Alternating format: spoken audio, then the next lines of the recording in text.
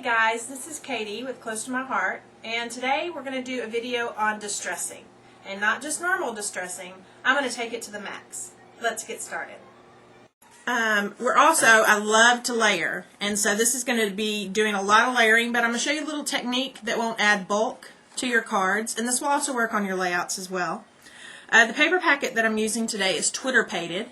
The first thing you want to do when you're layering is I always cut out a frame. And on this card, this particular card, we're only going to have about maybe ½ inch showing. So I'm going to cut out a 3/4 inch frame.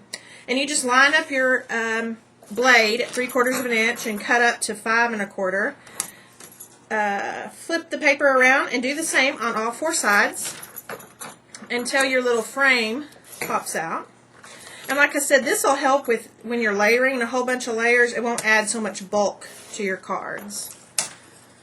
And so this can be used again, and this is the piece that we're actually going to use. I also have a piece of Sweet Leaf cardstock that I'm also going to do the same thing to. And I'm going to, again, do the 3/4 inch border. And then this is going to be what we're going to random stamp on. And I'm just going to go ahead and tear the edges. This happens to be a 5½ by 5½ inch square. So I'm going to try to keep the tearing kind of tight to the edge, but not enough that it's uncomfortable for me to tear. And I'm going to get my good old handy edge distresser tool out. If you don't have one of these, your regular Close to My Heart precision tip scissors would work, or any other scissors, just the sharper the better. But this tool is a must-have.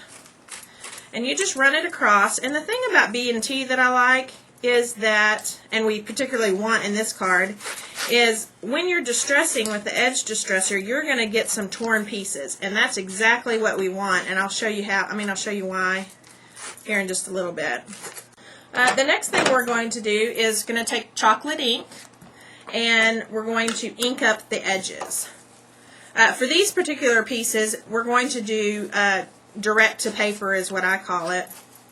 But I'm just going to go around the edges and ink up all of that. And what this does to me is it just adds that extra pop.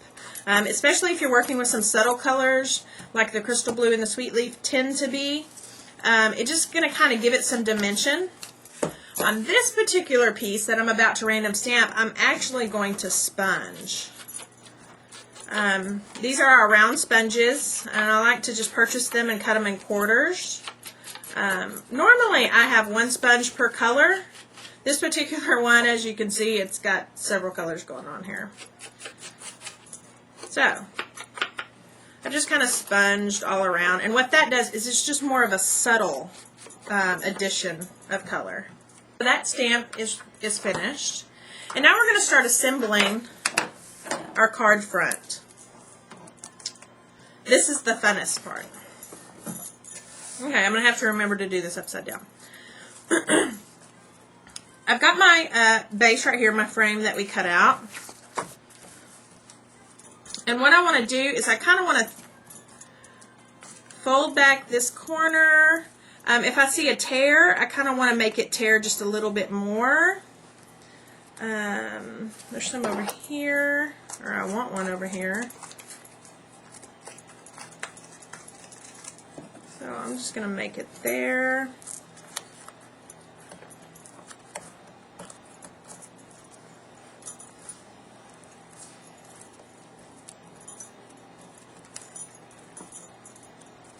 Okay.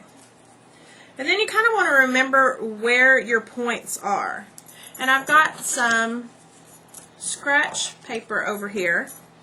And what we're going to do is we're going to put these in these corners.